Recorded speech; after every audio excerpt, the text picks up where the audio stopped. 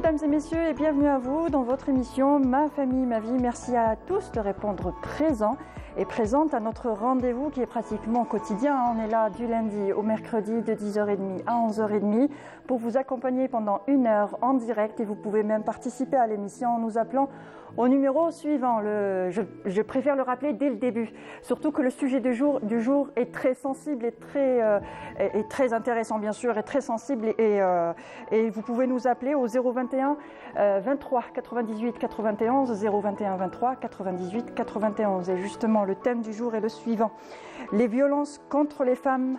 Parlons-en. Les violences contre les femmes, parlons-en. Alors si vous aussi, vous avez le sentiment d'être coincé dans une situation qui vous est atrocement douloureuse, et si vous avez ce besoin urgent de parler, de témoigner, d'être conseillé, n'hésitez pas à nous appeler aujourd'hui au 021 23 98 91, 021 23 98 91. Alors, depuis le 1er janvier 2022, 35 femmes sont mortes sous les coups d'un homme. Si les violences se perpétuent chaque jour, l'actualité n'a de cesse de s'en faire le funeste écho. Des crimes abominables sont commis contre les femmes, jeunes, moins jeunes, épouses, sœurs ou mères. Il est important de s'arrêter davantage sur ce qui se passe dans la rue, dans les transports en commun et bien souvent derrière les volets clos des maisons. Plus que jamais, il faut en parler, rabâcher, condamner davantage, bien sûr, alerter et soutenir. Alors comment en finir avec les violences faites aux femmes? Quelles sont les solutions proposées aux victimes? Comment se reconstruire après une telle épreuve? On en parle aujourd'hui, on est avec vous jusqu'à 11h30 pour en parler. N'hésitez pas à nous appeler. Pour en parler aujourd'hui, j'ai l'honneur et le plaisir de recevoir Maître Nadia Aïdzaï. Bonjour, vous êtes juriste. Bonjour, merci d'avoir accepté notre invitation. Merci de m'avoir invitée. Je suis ravie d'être là avec vous aujourd'hui pour parler effectivement des violences faites aux femmes. Merci. À vos côtés, Maître Anissa Smati, vous êtes avocate et vous êtes membre du réseau Wassila. Bonjour et merci aussi d'avoir accepté notre invitation. Merci à vous, merci pour l'invitation, et on est très contente de pouvoir parler aujourd'hui de ce gros problème. Exactement. En face de vous, c'est Madame Nsérine Khalfi, vous êtes psychologue. Bonjour et merci aussi d'avoir accepté notre invitation. Bonjour, merci à vous de m'avoir invitée. Très contente de faire partie et de participer à ce sujet très important. Voilà. Et avec nous, Samira Hadj Amar pour sa rubrique pêle-mêle aussi, qui s'adapte aussi au sujet aujourd'hui. Oui, je suis ravie. Bonjour à tous. Je suis ravie de pouvoir participer à cette émission et avec ces expertes, ces dames, ces combattantes. Hein. Vous êtes sur le terrain et c'est un honneur. Voilà. Merci d'être venue. Merci d'avoir accepté notre invitation. Alors, le 25 novembre est la journée internationale pour l'élimination de la violence à l'égard des femmes. Cette journée, justement, a pour objectif de sensibiliser les peuples à la question des violences physiques et morales. Alors, Maître Aïdzaï, on peut dire que l'Algérie a une forte volonté politique, dans ce sens une volonté consacrée à travers l'amendement constitutionnel dans son article 40 qui prévoit que l'État protège la femme contre toute forme de violence en tout lieu et en toutes circonstances, n'est-ce pas ? Absolument, absolument. Il y a cette volonté politique affichée en tout état de cause par la Constitution, dans son article 40, qui est en fait un peu l'aboutissement d'une stratégie nationale de lutte contre les violences qui avait été initiée de 2007 à 2014. Et il était prévu effectivement qu'une législation accompagne cette stratégie. On a eu les amendements du Code pénal et suivi de cet article-là, qui est très intéressant dans le sens où il rappelle les droits fondamentaux des femmes, parce qu'on a des droits inaliénables. Il rappelle les droits universels des femmes et il les protège, donc il va les protéger dans la sphère publique, privée et professionnelle. Ce qui est important, et ce que la loi de 2015 a fait, c'est que la protection de la famille relève maintenant de l'État. La violence exercée dans la famille devient un délit. Elle a toujours été un délit, ça a toujours été un crime selon l'infraction commise, mais la protection est de l'ordre de l'État. C'est l'État qui est obligé de protéger cette famille parce que certains courants ont voulu laisser la violence dans la famille, que ce serait la famille qui réglerait ces problèmes-là et que l'État n'intervienne pas. Or, la famille est une institution, c'est la première institution de notre société et l'État est donc dans l'obligation de protéger cette famille et ça a été fait, donc rappelé dans l'article 40 en disant « Je protège les femmes dans la famille, dans la sphère publique et professionnelle » parce que cet article s'est accommodé au type de violence que le Code pénal a énuméré, le harcèlement sexuel, la violence conjugale, la violence domestique, la violence économique, c'est important. Cette violence économique, le harcèlement donc de rue, ça aussi c'est important. La menace, l'insulte. Absolument, donc tout ça était déjà prévu dans le Code, mais ça a été repris en 2015, catégorisé. Et ce qui est important encore, c'est que cet article 40 met l'État dans l'obligation de mettre en œuvre ou de mettre en place des mécanismes de protection. Quels sont les mécanismes? Alors, les mécanismes de protection par l'article 40, c'est les centres d'accueil, hébergement, pour héberger les femmes qui, dans la plupart des cas, se retrouvent à la rue parce qu'elles n'ont pas eu le temps de se retourner ou n'ont pas les moyens donc d'avoir où se loger, de mettre en place ces centres d'accueil et de leur offrir une assistance juridique gratuite. Ce qui existe déjà depuis 2009, depuis même 1975, mais c'est que la loi a été revue, améliorée. Or, nous avons proposé à ce que ces mécanismes de protection soient étendus aux ordonnances de protection, aux ordonnances d'éloignement du mari, et que cette assistance gratuite doit être d'office, c'est-à-dire doit être tout de suite délivrée à la femme sans qu'elle ait à courir et à déposer un dossier, parce que beaucoup ne connaissent pas la procédure. Donc, il faut qu'elle vienne dans les associations, qu'elle aille s'informer à droite et à gauche pour savoir qu'elle a droit à cette assistance juridique gratuite. Donc voilà les principes généraux de cet article 40 qui reste à mettre en œuvre, parce qu'en termes de centres d'accueil, le ministère de la Solidarité en a 2, Mostaganem et Bou Ismaïl, avec les Diyar Rahma qui accueillent. Le mouvement associatif, nous n'avons qu'une seule association pour l'instant qui accueille, qui a un centre d'hébergement. Il y en avait une autre qui avait ce centre d'hébergement mais qui est fermé. Donc on a 2 associations, une à Annaba, une à Alger, qui ont un centre d'accueil d'hébergement pour les femmes, mais ce n'est pas suffisant parce qu'il nous faut des refuges, il nous faut des centres d'accueil d'urgence quand la femme vient voir une association ou lorsqu'elle est mise à la porte, elle va à la police, il faut la mettre quelque part. Même la police est demanderesse de ce refuge.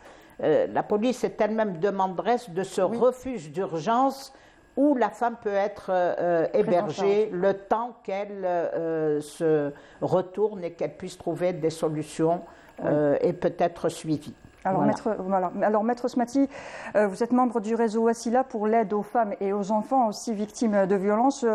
Vous soutenez les femmes en détresse, vous les accompagnez. Il y a un centre d'écoute téléphonique. Alors, j'aimerais bien rappeler dès maintenant le numéro de téléphone. Alors, c'est le 05 60 100 105, donc le 05 60 100 105. Et vous pouvez aussi accueillir les femmes directement en présentiel, on va dire, et celles pour qui le téléphone ne suffit pas, on va dire, pour pouvoir parler, pour pouvoir s'exprimer, pour les aider justement. Et comment que ça se passe à votre niveau? Oui, très bien, merci. Le réseau Wassila, c'est un réseau qui existe déjà depuis bientôt 20 ans. 22 ans. Oui. 22 ans 22 ans, je pense, oui. Depuis 2000. Voilà. Et nous aidons les femmes victimes de violences, les femmes et les enfants victimes de violences. Alors, comment ça se passe au niveau du réseau? Nous avons un centre d'écoute, nous avons une psychologue et nous avons une juriste. Et en fonction du problème posé, elle s'adressera soit à la psychologue si elle a des problèmes psychologiques, soit à la juriste si elle a des problèmes concernant la mise en place d'un éventuel conseil ou bien d'un éventuel procès. Ensuite, en fonction des cas, elles peuvent se déplacer au réseau où il y a des permanences et où il y a des femmes des femmes du réseau, que ce soit des médecins, des psychologues, des juristes. Alors pour les permanences, c'est des jours de réception? C'est des jours de réception, voilà. Nous avons 3 jours de réception par semaine et où elles sont entendues. Et ensuite, en fonction également des problèmes posés, elles peuvent venir une fois par mois voir l'avocate du réseau et poser le problème. Et puis ensuite, on engagera la procédure. Ou bien, elles peuvent également être prises en charge par la psychologue qui la suit, qui peut l'orienter également vers des centres de formation, etc. Le seul souci qui se pose pour nous, et c'est un énorme souci, c'est que, comme le disait Nadia, nous n'avons pas de centre d'hébergement. Nous ne sommes pas un centre d'hébergement. Et pour héberger les femmes qui sont mises à la porte du domicile conjugal, c'est dramatique. C'est dramatique parce qu'en général, elles n'ont pas de moyens financiers. Et nous les aidons du mieux que l'on peut, bien sûr, mais pour les placer, c'est très difficile. Il n'existe pas de centre. On va dire ce qui est. Il existe un centre d'Yar Rahma, il y en a un à Bir Khadem, il y en a un à Abou Smaïl. Mais là où le bas blesse, il y a le centre de SOS Femmes en détresse, mais là où le bas blesse, c'est que ces institutions, ces centres n'accueillent que les femmes. Et en général, elles sont avec leurs enfants. Et elles n'acceptent pas de rentrer dans un centre en laissant leurs enfants acquis. Alors voilà. Donc voilà. Et ça, c'est dramatique. Donc, elles refusent. Et alors, elles sont hébergées dans la famille. Mais dans la famille, elles ne peuvent être hébergées qu'1 jour, 2 jours. Elles se retrouvent souvent à la rue. Elles dorment... Il n'y a pas que les violences conjugales. Il y a aussi les violences au sein de la famille, quand c'est le père, mais le oui, frère mais non, aussi. non. Donc, je ne parle pas des violences conjugales. Moi, je parle des violences faites aux femmes. Donc oui. C'est-à-dire qu'elles soient faites par le père, le frère. Elles sont obligées ensuite de quitter la maison et de ne pas savoir où aller. Oui. Alors, comme c'est bien beau qu'on ait des lois, elles sont très bien faites, nos lois. Nous avons des dispositions qui sont en faveur de l'aide aux femmes, il n'y a aucun problème. Mais c'est les dispositifs que l'on va mettre en place qui sont défaillantes. Donc, ce qu'il faudrait, c'est que, d'abord, l'hébergement, l'aide financière, que les associations qui aident les femmes victimes de violences, eh bien, soient aidées sur le plan financier. Parce qu'effectivement, on trouve des loyers, de très petits loyers pour les femmes en tant que colocataires, etc. Mais il faut quand même payer. Nous faisons ce que l'on peut. Mais ce n'est pas évident non plus de le faire. Et je vous dis, les femmes victimes de violences en Algérie, elles sont légion. Elles sont légion et vous avez bien vu que les violences, ça peut être des petites violences, une gifle, une insulte, qu'elle soit crachée par le mari, etc., psychologique. Oui, beaucoup. Et puis vous avez vu où ça aboutit. Ça aboutit, comme elle vous le dit, à 35 femmes qui ont été assassinées, tuées par le mari, par le père, par l'ancien conjoint. Même l'ancien conjoint n'a pas avalé qu'elle est divorcée, donc il va la poursuivre. On a eu le cas de Keltoum il y a quelques mois, vous vous rappelez, à Boumerdès, ça a été terrible, nous l'avons suivie. Elle avait divorcé, elle avait réussi à se reconstruire, à avoir une petite baraque pour héberger ses enfants. Et bien l'ex-conjoint l'a assassinée. Donc vous voyez que franchement le problème de la violence faite aux femmes, c'est un problème un problème, comment dirais-je, qui devrait être pris en charge par toutes les institutions et de les aider parce qu'on ne peut vraiment plus continuer comme ça. Et c'est devenu presque normal et naturel d'être battu, entre guillemets. C'est déplorable. C'est ce qui est triste, la normalisation de ces actes-là. Voilà. Alors ça me rappelle la banalisation. Ça me rappelle le terrorisme, pendant la période du terrorisme, quand les gens mouraient. C'était comme ça. Voilà. Et maintenant, ça devient comme ça pour les femmes. Mais pourquoi on devrait se ressaisir. Justement, on est là aujourd'hui, justement pour en parler et pour faire ressaisir. Oui, absolument. Pour que tout le monde se ressaisisse un peu, pour qu'on cède tous et qu'on y mette fin. Les lois, c'est bien, il faut les améliorer. Il faut des lois. La loi, c'était la locomotive. Oui. Après, c'est vrai qu'il faut des centres d'accueil. Ils sont importants. Mais il y a un autre aspect aussi qui est important, c'est que les réseaux sociaux jouent aujourd'hui un rôle très important. Moi, je ne pense pas que ça soit banalisé. Je ne le constate pas. Je pense qu'à chaque fois qu'il y a un crime, une violence, il est signalé, il est partagé sur des réseaux sociaux. Je veux dire, ça ne passe plus inaperçu. Ce n'est plus dans une sphère justice, maison, voisin. Ça c'est l'information. L'information oui. n'est pas. L'information est portée et relayée par les réseaux sociaux. Alors, mais l'acte est en train de se banaliser parce qu'il n'y a pas de réponse à ces actes. Quand je dis quand je dis il n'y a pas de réponse à ces actes, on banalise parce qu'on le considère comme un simple meurtre. 35 femmes qui meurent, qui sont tuées, c'est des féminicides. Oui. Donc il faut s'interroger sur ce qu'est le féminicide. On l'a tuée parce qu'elle est une femme. C'est vrai qu'on nous dira non, c'est un meurtre, c'est prévu par le code pénal, la loi existe. Mais entre-temps, il faut une réponse énergique à ces actes qui sont en train de se banaliser, puisque tous les jours, on nous annonce une femme tuée par son mari ou par son ex ou par son petit ami ou par son amant. Ça, c'est des situations qui existent, elles sont là, et donc il faut les prendre en charge et réagir énergiquement. Quand je dis réagir énergiquement, la société civile le fait, les réseaux sociaux le font, mais politiquement, les médias le font, puis ce sont eux qui nous apportent l'information. Mais les institutions doivent suivre, doivent venir nous rassurer, doivent venir nous dire on vous protège, doivent nous dire ça suffit.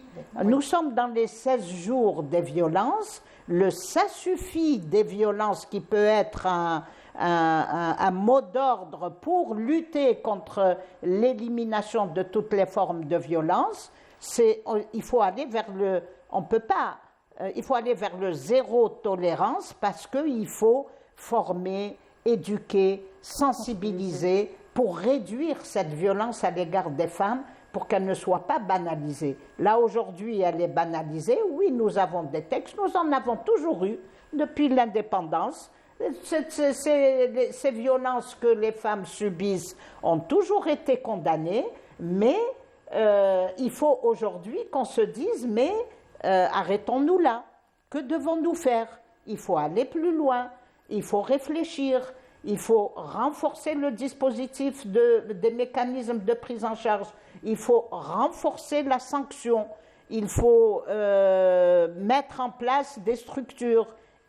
C'est tout ça. Et donc, il faut revenir vers, je pense, la stratégie nationale de lutte contre les violences qui a pris fin, mais qui n'a pas encore été exécutée à 100%, qui peut être reprise parce qu'elle a mis en place des solutions, elle a proposé, elle a préconisé une démarche à suivre et je pense que ça peut se faire. Oui, Inch'Allah. Pour ne pas banaliser. Bien sûr, surtout pas. Et justement, nous avons un portrait d'une jeune femme, justement, un témoignage assez poignant qu'est allé recueillir notre journaliste Farida Ben Muslim. Un témoignage vraiment poignant, on va le suivre et puis après on rebondira dessus. يضرب يسب ما يقديش، ما يشري لهمش، ما يوكلهمش، ما يشربهمش، كلشي ما عنديش. كيقولوا له ينوض ليهم بالكلام ما تتحمليش قدام الناس.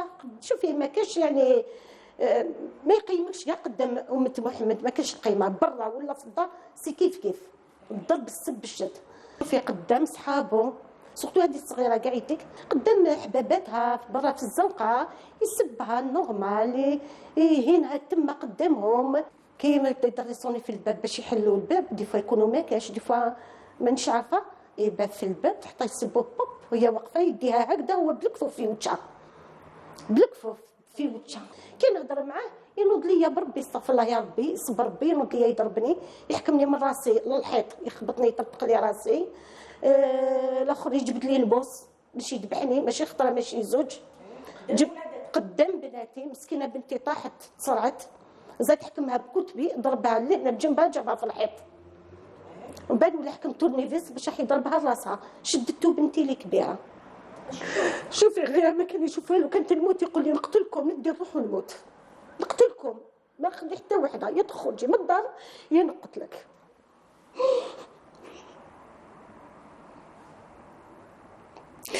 كنت فوق هذاك النهار ما نكذبش عليك حسيت لي راح على بالك وجيت كي وليت لقيتهم هكاك وليت طميتهم وجبت كونفرطه غطيتهم ورقدت عليهم ونقول باش الضربه اللي تجي ليهم تجي فيا انا وما تجيش فيهم. كنت صغيره واش نقول لك عيطه كبيره ماشي تمسخير ولا يغلق غير في البيبان باش ما يسمع حتى واحد. غدوه من داك عس علينا اللي كانوا حنا هكذاك وانا مغطيه هكاك في بناتي، هو يروح يولي بالموس يروح يولي بالموس بصح الضرب المبرح واحد ما سكت عليه. راسي مقلبز كاع يتك هنايا ضربات هنايا في الحمي هنايا، بناتي كيف نفس الشيء كامل زروقه كاع زروقه. Voilà, on est un peu, ça nous a un petit peu refroidi justement ce témoignage. Alors ça peut commencer, les violences peuvent commencer tout simplement avec des mots et puis ça y va crescendo. Ça peut commencer avec les enfants et ensuite aller vers la maman, la femme. En fait, on en parle souvent sur la violence physique. Oui. Mais on oublie qu'avant la violence physique, il y a la violence psychologique qui précède. Oui. D'accord. Et voilà, c'est le harcèlement, la manipulation, la violence verbale. Et en fait, il y a une stratégie que l'auteur de la violence utilise. Et ça part souvent sur la culpabilité de la victime. C'est toi. Voilà. Si je fais ça, c'est parce que tu m'as poussé à le faire. Au point où la victime se culpabilise et dit j'ai dû peut-être faire quelque chose qui l'a énervé. En effet, exactement. Et ce qui fait aussi, c'est l'impunition. Tchki, ça sert à rien. Et si tu le fais, tu risques de faire mal à tes parents, à ta famille. Si la menace par les enfants aussi, si tu fais ça, tu ne verras plus tes enfants. C'est horrible. C'est horrible pour les femmes. Et ce qui est très important, en fait, même sur le reportage, c'est que les femmes, quand elles subissent de la violence, elles bougent une fois que la violence est faite à leurs enfants. Une fois que c'est les enfants qui subissent une violence, qui sont victimes, c'est à ce moment-là où la femme réagit, c'est à ce moment-là où la femme décide de partir ou décide de faire face. Sur mes consultations, j'en ai reçu énormément. Et c'est surtout quand il s'agit des enfants, c'est à ce moment-là où c'est bon. Il faut que je bouge, il faut que ça change. Il faut que ça change, mais il faut dire que les violences qui sont commises sur les femmes, pour les enfants, c'est déjà des violences, c'est des violences psychologiques. Donc il faut aussi sensibiliser les femmes en leur disant qu'ils sont déjà en train de subir des violences. Ces enfants sont déjà en train de subir ces violences, à voir ça tous les jours, à chaque fois. On a parlé de la victimisation, en fait on a parlé plutôt de la violence des femmes déjà qui portent plainte. Oui. Mais on ne parle pas des femmes qui ne portent pas plainte. Oui. Les femmes qui subissent cette violence psychologique, physique, verbale, économique, émotionnelle, mais qui restent à la maison. Oui. D'accord ? C'est des femmes qui ont honte déjà, c'est des femmes qui ont peur de la société, de l'image de la société, l'image de la femme divorcée. Elle n'a pas, surtout si elle ne travaille pas, elle n'a pas où prendre les enfants, elle ne sait pas où aller justement quand on parle de... Il n'y a pas d'hébergement. Vous voyez, donc tout ça, c'est un peu... Et après, j'avais dit déjà que la femme est conditionnée à accepter la violence. Est-ce qu'on peut dire que, on le dit souvent, que les violences faites aux femmes est perpétuée par la femme elle-même, dans le sens où l'homme c'est la domination, c'est la force, et la femme c'est la soumission, la résignation à cet ordre établi. Alors, est-ce que c'est vrai déjà? Est-ce qu'on peut le dire? C'est malheureusement le cas. C'est plutôt des croyances. Voilà. C'est plutôt des croyances et des idées reçues. Non. Elle n'est pas d'accord. Non. Oui. Non, je ne suis pas d'accord, non. Non, il faut voir comment est construite la famille. La famille est construite, oui, sur des relations de subordination. Quand on vous parle de Taha, on met la femme dans une position qui est de soumission et d'obéissance. Même si l'obéissance a disparu du Code de la famille en 2005.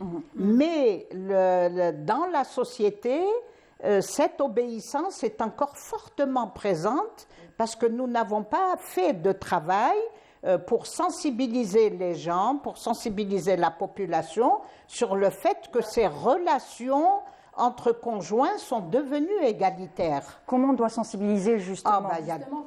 Excusez-moi, quand j'ai parlé des croyances limitantes ou des idées reçues, on parle même sur les croyances que l'homme a. Le fait, c'est un homme, c'est à lui de dominer, c'est à lui, c'est son rôle. Vous voyez, donc absolument, c'est les rôles. Moi, je suis dans la société. Voilà. Alors moi, pour continuer dans le même ordre d'idées, moi, je pense que ce problème de violence, c'est un problème qui est basé sur l'inégalité des sexes. Absolument.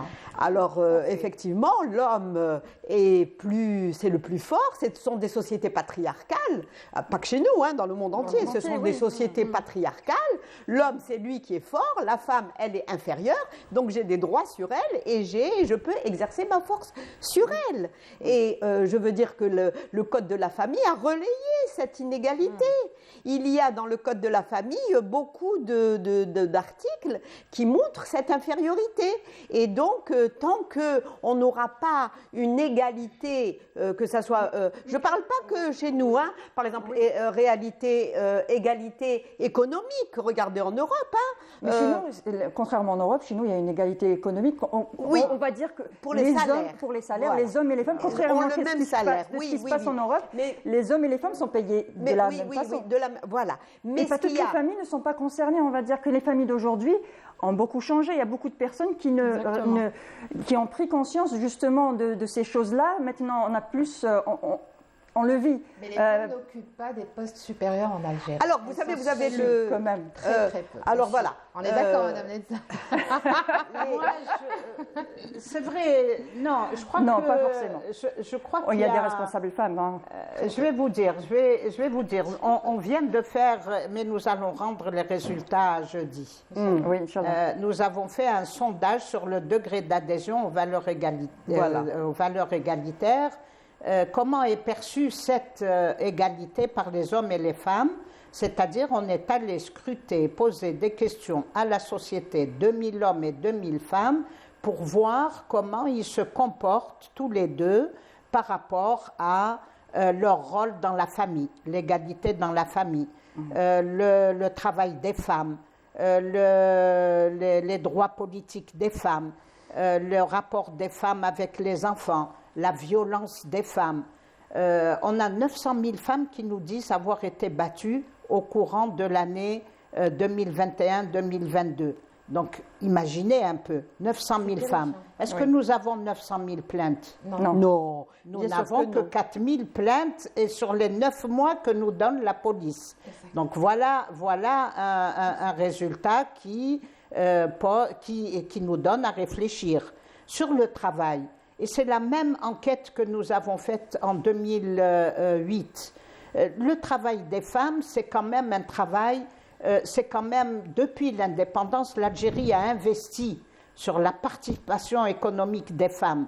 Elle est éduquée, elle va à l'université, elles sont plus nombreuses à sortir de l'université et elles sont moins nombreuses à trouver du travail sur ce marché du travail qui est devenu paritaire dans la Constitution de 2012.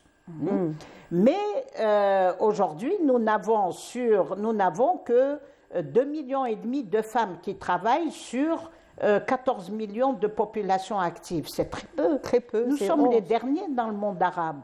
On a 15% de femmes qui travaillent, c'est peu. Donc c'est que et la perception du droit du travail, qui était à mon époque et pour notre génération libérateur, émancipateur. Dès que vous devenez indépendante économiquement, vous êtes libre de vos actions, de vos choix, ce qui n'est pas le cas aujourd'hui. Dans les réponses, que ce soit en 2008 ou en 2022, le travail devient conditionné. Oui, je peux travailler si... et elle vous met une condition. Et ça, c'est les femmes qui le disent. Donc, c'est que quelque part, il y a certaines politiques publiques qui ont échoué. Quelque part, il y a...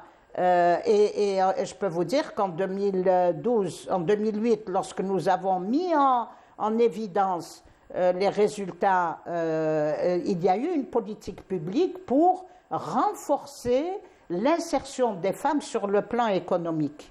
Aujourd'hui, c'est ce qu'on va attendre de nouveau pour que le travail des femmes soit réellement un travail reconnu par les femmes elles-mêmes et par les hommes, par les citoyens, parce que politiquement, l'État fait des choses.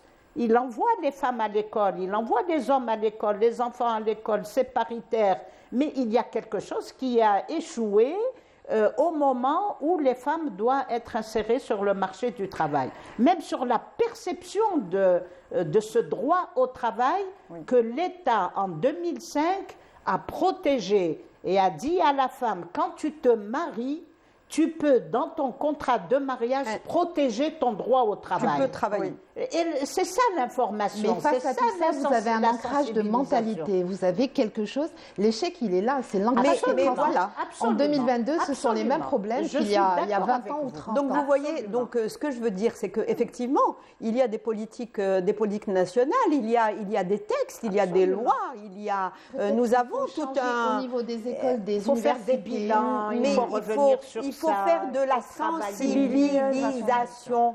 Il faut sensibiliser les enfants lorsqu'ils sont petits. Il faut dénoncer. Il y a des campagnes que l'on doit faire. Il devrait y avoir des campagnes annuelles de sensibilisation. On n'attend pas le 25 novembre, on n'attend pas le 8 mars.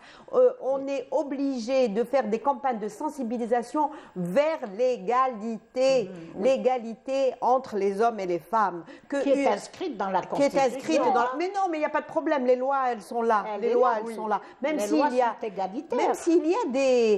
des insuffisances, voilà. Le code de la famille, c'est inégalitaire. Il y a des choses que l'on devrait, par exemple, regarder le harcèlement sexuel. Oui. Le harcèlement sexuel, il est inscrit dans un chapitre atteinte aux bonnes mœurs, n'est-ce pas? Délit. Voilà, c'est un délit. C'est un délit. On devrait l'inscrire dans le chapitre atteinte à la personne. Exactement. C'est quand même la femme qui est... On a reçu un appel, justement, désolée de vous interrompre, mesdames. Donc nous avons M. Abdelhamid Hachati, qui est directeur au ministère des Affaires religieuses et des Waqf, qui est avec nous. Bonjour, M. Hachadi. Allô, oui, bonjour. Ça va, vous allez bien? Alhamdulillah. Alhamdulillah. Alors, les préceptes de l'islam ne doivent d'aucune manière être utilisés comme prétexte pour justifier les violences faites aux femmes et l'atteinte de leur dignité. Beaucoup se justifient avec la religion, justement, quand ils violentent leur épouse, leur femme, leur fille. Monsieur Hachadi.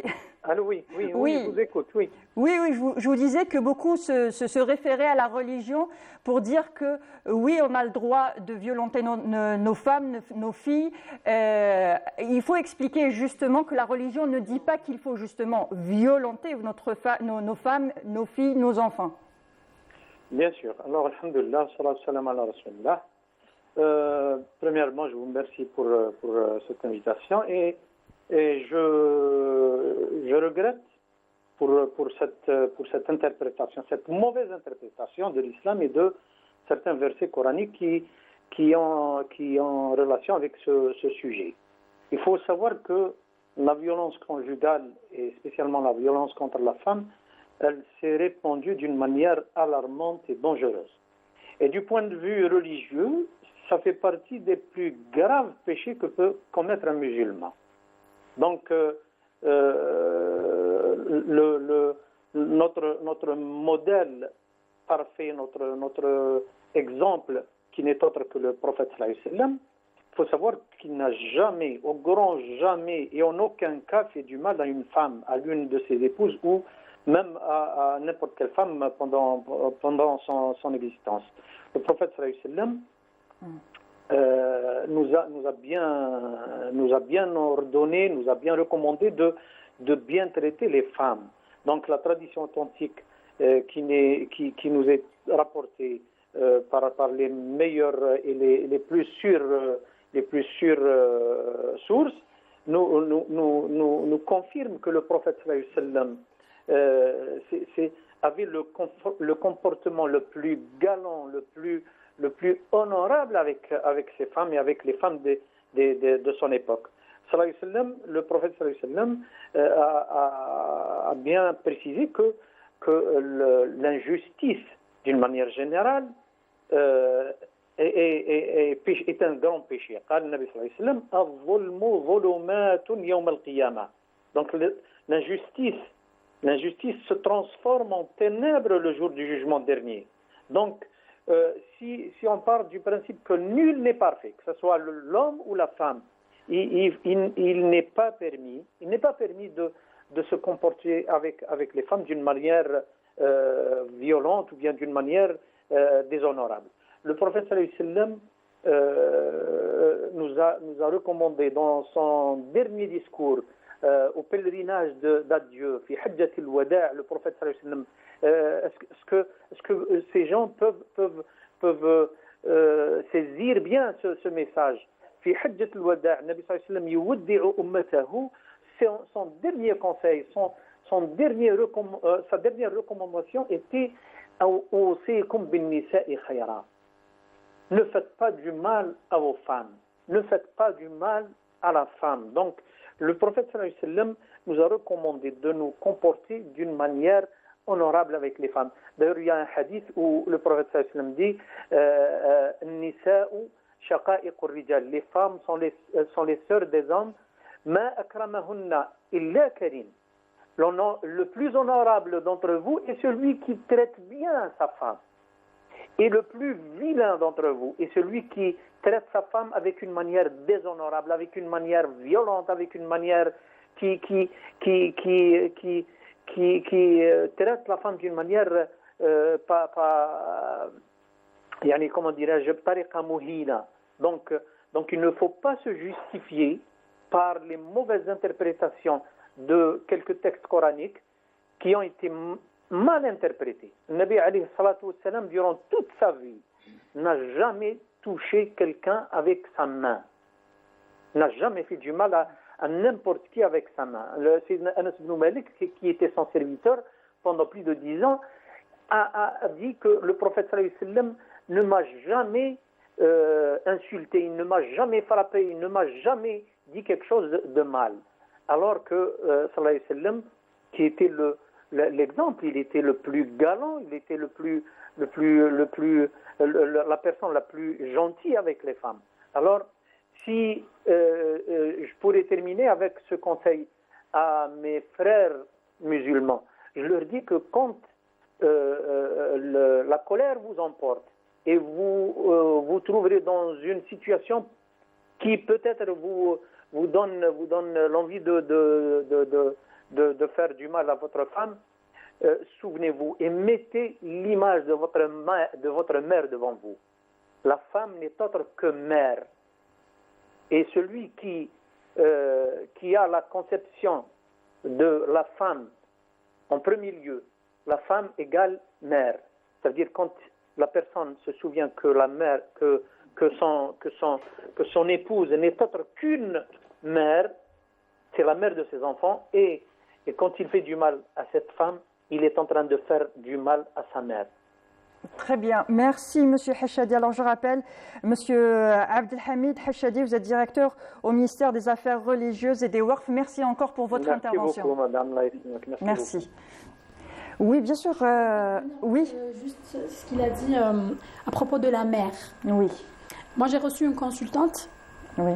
que son épouse l'a frappée et à un moment, elle lui a dit « Pourquoi tu le fais ça ?» Elle a dit « Si ma mère avait subi ça, donc toi aussi, tu le subis. » Ah, d'accord. Il répète. Vous voyez. Et il répète ce qu'il a vu. Ah oui, Voilà. Ce qu'il a vu à la maison. Si sa mère, donc son épouse devait subir. Exactement. Moi, je suis admirative devant le discours de ce monsieur. Oui, en effet. Oui. Je suis admirative devant le discours de ce monsieur parce que, effectivement, oui, on le remercie en tout cas, parce que effectivement, il a tout abordé.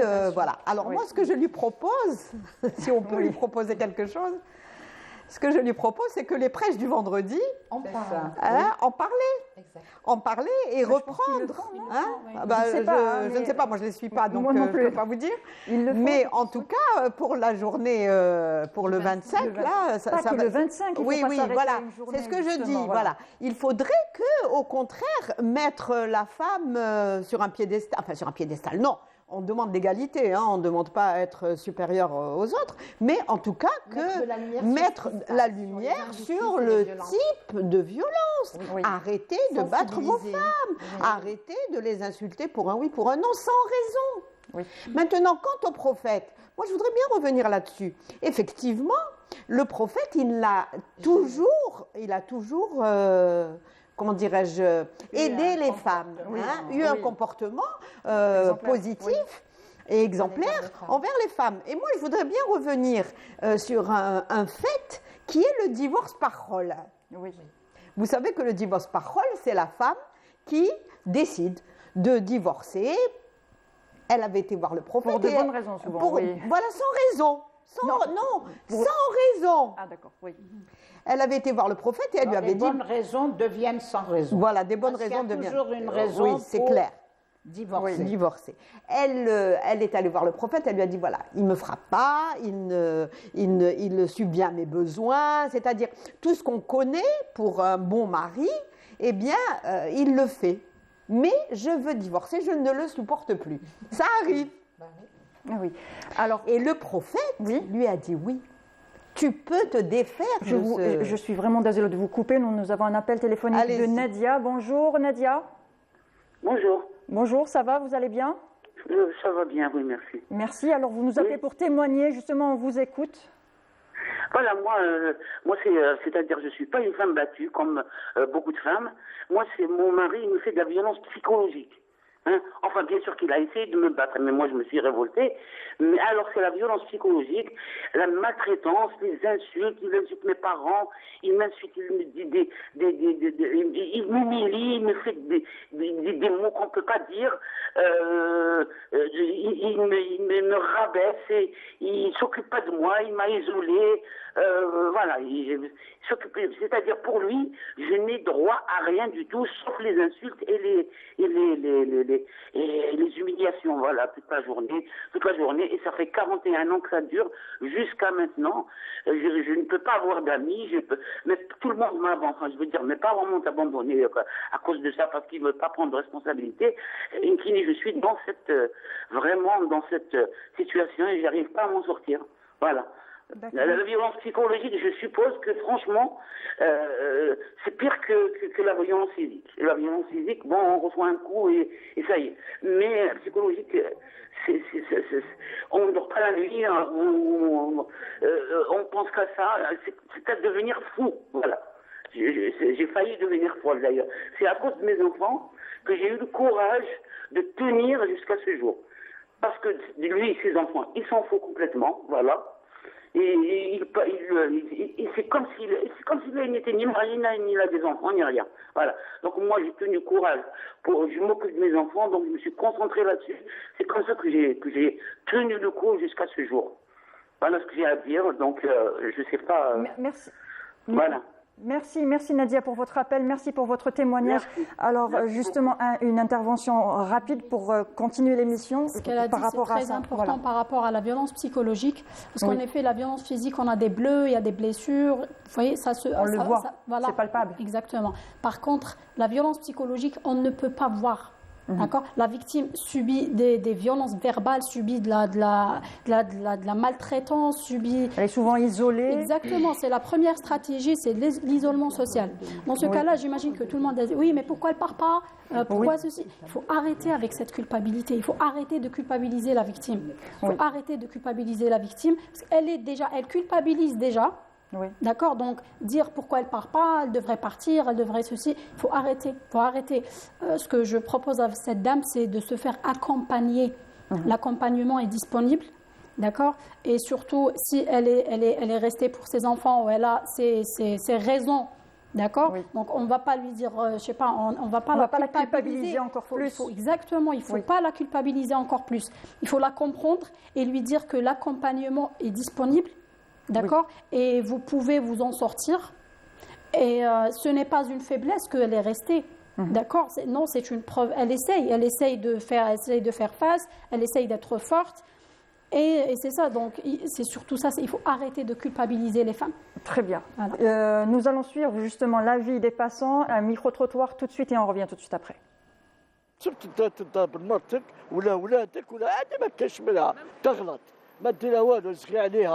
بالفهامة بعقلية بالثقافة بالسلمية تفهمها بهدايا هذه اللي فاهمة ماشي بالقوة حنا هذه بالقوة هذه أرمي هذه القوة يا ناس خافوا ربي العقل هو الصح تعرف كيفاش تهضر مع مرتك هو يعرف كيفاش يهضر مع مرته والمرأة عندها ثقافة ماشي كيف المرأة يضعف على راجل. احنا ضد العنف ضد المرأة.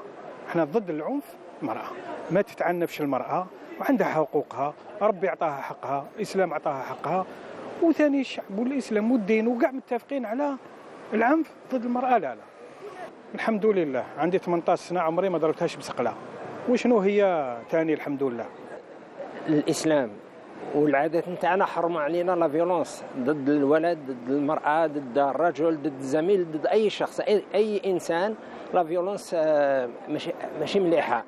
لا فيولونس حاجة ماشي مليحة. المرأة كي ما تتفاهمش مع راجل ما كلها تقعد معه.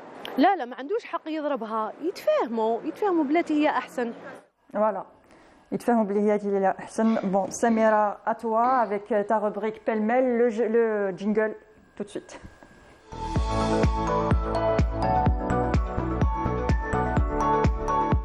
Oui. Alors, plus de 8000 affaires liées à des violences contre des femmes et des filles ont été traitées l'année dernière, avec une hausse de près de 0,57 par rapport à l'année d'avant. C'est-à-dire que ça a augmenté. Ça augmente. Oui, ces affaires sont pour la plupart rapportées par les médias et la tradition veut qu'elles atterrissent à la rubrique faits divers. Une rubrique, il faut le dire, qui est très lue. Cependant, beaucoup, et notamment les associations et les collectifs, voudraient que cela change, que ce genre d'affaires soit traité à la rubrique société, si ce n'est à la une des médias dans le meilleur des cas. On est d'accord ? Souvent, le traitement médiatique peut s'avérer comme une double peine infligée aux victimes, alors que les collectifs et les associations et tous ceux qui œuvrent à éradiquer ce mal voudraient qu'une terminologie soit consacrée au compte rendu établi par le ou la journaliste de l'information. Il recommande d'ailleurs ces collectifs, entre autres, de bannir les termes crime passionnel ou drame familial parce qu'ils minimisent l'acte de l'agresseur, auquel cas le rapporteur est invité à user des guillemets et les présenter comme argument de l'une des deux parties. Mais le mieux est encore d'utiliser par exemple meurtre ou encore crime conjugal. Il est préférable aussi d'utiliser les termes juridiques consacrés quand un procès est en cours. Exemple, plaignante, partie civile. Sinon, privilégier victime déclarée, l'accusatrice, plutôt que victime présumée, qui introduit le doute sur les déclarations de la victime. Écarter les verbes avouer et reconnaître lorsqu'on rapporte les déclarations d'une victime. Ça évite de laisser croire que la victime a joué un rôle. Ne pas confondre harcèlement sexuel, agression sexuelle et viol. Les deux premiers sont des délits. Un viol est un crime. Évitez les précisions sur les vêtements et les habitudes de vie de la victime qui induisent qu'elle est peut-être responsable de son agression. Le rôle du journaliste n'est pas de donner des conseils ou des leçons de vie, telles que ne pas sortir le soir ou faire preuve de discrétion. Les femmes et les filles ne sont pas responsables des violences qu'elles subissent. Voilà, simplement. Merci. Vous êtes d'accord? Oui, absolument. Oui, absolument. oui. On n'est pas là à juger les victimes. On rapporte, on est journaliste, on rapporte les faits. Et on fait attention à ce qu'on écrit pour ne pas infliger une double peine aux victimes. Normalement, oui. Et la victime, on en parle très peu d'ailleurs. Oui. Quand vous allez dans un procès, la victime n'est pas mise en avant. La victime, si elle ne se porte pas partie civile, on fait très peu cas d'elle dans ce procès. Parce que dans ce procès, qui est important? C'est la sécurité de l'État, c'est la protection de l'État, c'est la paix. En fait, quand je dis l'État, c'est l'ordre public. L'ordre public. Donc il faut protéger l'ordre public et il faut condamner l'auteur. Aujourd'hui, la victime a des droits. Et je crois qu'il faut revenir vers... revenir vers une reconnaissance de la victime, vers une reconnaissance des droits de la victime, à savoir la victime a le droit d'aller déposer plainte, a le droit d'aller chez le médecin légiste, a le droit d'être défendue, a le droit à une réparation. La réparation, on n'en parle pas. Oui. Elle en a parlé, la psychologue en parle, parce que c'est la réparation qui reconstruit la personne. Oui. Parce que cette réparation va faire en sorte que la victime va être crue, va être reconnue. Oui. Et elle va se dire, j'ai dit la vérité et on sait que j'ai dit la vérité. Oui. Parce que souvent, on va lui dire, effectivement, police, gendarmerie ou autre, non, c'est rien. C'est là où on banalise. On essaie de banaliser. C'est là où on banalise. Oui. Et donc, aujourd'hui, s'il y a des choses à faire, et nous sommes signataires de la déclaration de 85 onusienne où les droits de la victime sont reconnus. Aujourd'hui, il faut un texte. Il faut un texte légal où on doit, et ça commence, parce qu'ils l'ont fait dans la loi sur la haine et la discrimination, ils l'ont fait sur la loi sur les bandes armées, où les droits de la victime ont été énoncés. Mais il faut que ça s'élargisse, ça doit être élargi aux violences. À toutes les victimes et particulièrement aux femmes victimes de violences. Comme ça, on sera dans le cadre de l'article 40 de la Constitution. Donc c'est un processus qui est en train de se construire et un processus qui doit encore continuer à se construire. On ne peut pas éradiquer la violence, mais on peut faire changer les choses. On peut mettre en place des actions pour sensibiliser, communiquer, former et utiliser les médias lourds tels que les vôtres pour toute l'année faire des petits spots pour sensibiliser les familles, pour sensibiliser l'Algérien et les Algériens et leur dire les violences à l'égard des femmes, ça suffit. On arrête. Oui, Madame Maître Smati. Oui, alors effectivement, il faut donner aux femmes un statut de victime. Oui. Alors ça, c'est essentiel. Il faut qu'elles sentent qu'elles sont victimes et puisqu'elles sont victimes, elles vont on pourra réparer le délit qui a été fait contre elles.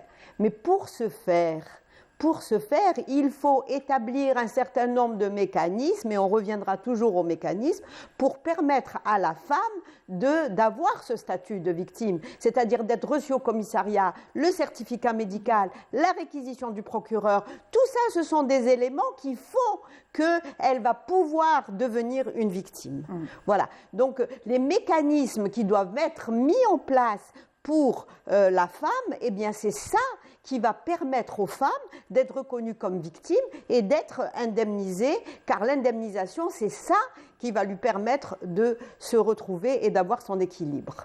Juste pour aller dans son sens, c'est en fait le guichet unique qui doit être mis en place, le guichet unique de prise en charge des femmes victimes de violences. Voilà. Quand je disais tout le processus, il existe, c'est éparse. beaucoup d'institutions s'occupent des femmes, l'hôpital, médecins légistes, police, gendarmerie, associations. Il faut qu'il y ait un service, un guichet unique où la femme, dès le dépôt de plainte ou dès l'information sur sa violence, soit prise en charge jusqu'à son placement dans une institution, dans un centre. S'il y a lieu de la placer dans un centre, ou sinon de la réintégrer dans son domicile conjugal jusqu'à ce que l'affaire soit terminée. Donc le guichet unique est important pour protéger, et c'est ce mécanisme en fait qu'il faut mettre en place. Oui, le numéro du SIDEF, oui, nous avons tout comme le numéro comme le réseau Wassila. Ouais, le réseau Wassila qui est, je vais le rappeler, le 05 60 100 et 105, le 05 60 100 105. Justement, alors je vous donne tout de suite le nôtre parce que nous avons un centre d'écoute aussi. Nous avons une psychologue et nous avons une avocate donc qui suit les affaires. C'est le numéro du SIDEF, c'est le 023 48 16 58. C'est ça. Par téléphone ou bien en présentiel. N'oubliez pas que la couleur, c'est pour ça que j'ai mis mon écharpe orange aujourd'hui. La couleur de la journée, c'est le orange. On appelle ça Orange Day. Et donc le 25, que toutes les femmes s'habillent en orange et voilà. Et c'est du 25 au 10 décembre. Voilà. Pourquoi le 10 décembre justement? Parce que c'est la journée des droits de l'homme. Les droits de l'homme. Voilà. Oui, Madame Khalifi. Khalfi, pardon. En fait, elle a parlé, Madame, tout à l'heure, sur, justement, on en parle rarement, sur l'auteur de la violence. Oui. On parle en effet sur la victime, mais on ne parle pas de l'auteur de la violence. Et il faut aussi... Il y a besoin d'être suivi. En effet, exactement. Et surtout qu'on fait la différence entre un conflit conjugal, ou là, un conflit familial, et une violence familiale ou conjugale. Donc, si la femme porte plainte, c'est qu'elle ne se sent pas en sécurité. Il faut prendre ça en charge. Vous voyez, si on veut venir en aide à une femme qui subit de la violence, il faut poser la question, est-ce que tu te sens en sécurité ? C'est très important de poser cette question parce que même si elle est sous l'emprise, même si elle est manipulée, même si elle voit ou elle entend que ce que l'auteur de la violence lui fait voir, lui fait entendre, à ce moment où dire est-ce que tu es en sécurité va lui permettre de se poser des questions, va lui permettre de prendre conscience, si on veut. Et c'est la prise de conscience qui est très importante sur la violence faite aux femmes. Et si vous deviez donner un conseil aujourd'hui? Faites-vous accompagner, d'accord? Parlez, dénoncer pour les autres, dénoncer. Le signalement, c'est très important. Il faut que les gens qui entendent qu'il y a une violence doivent signaler. Il est affiché. On a moins de 1% de femmes qui déposent plainte.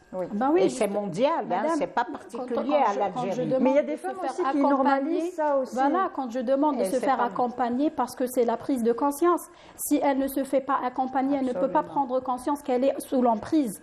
Vous voyez, il y a beaucoup de femmes qui normalisent ça. On l'a vu sur les réseaux sociaux récemment. Bien sûr. Ou des personnes très influentes avec beaucoup de followers qui disaient oui, on se fait battre, oui, c'est pas la peine de le dire. C'est normal. Voilà, et c'est tout à fait normal. Il faut dire que ce n'est pas normal. Ce n'est pas normal. Oui, ce n'est pas normal.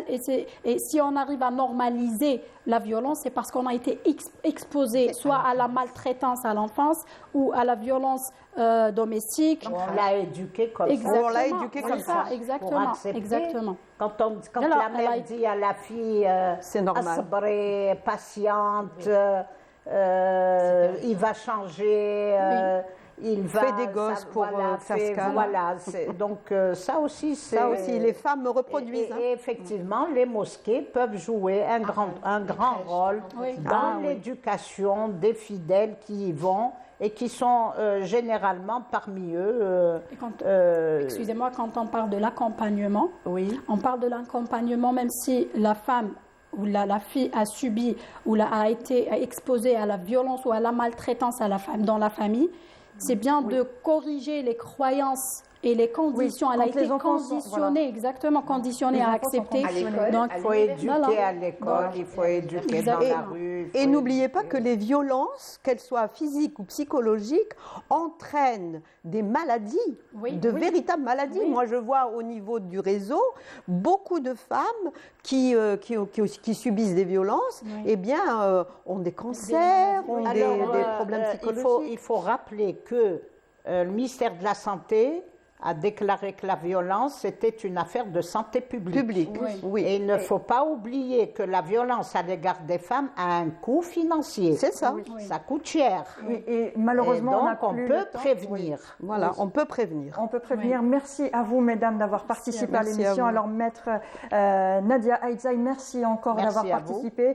Maître Anissa Asmati, merci à vous aussi. Madame Nisrine Khalfi, merci aussi pour avoir participé.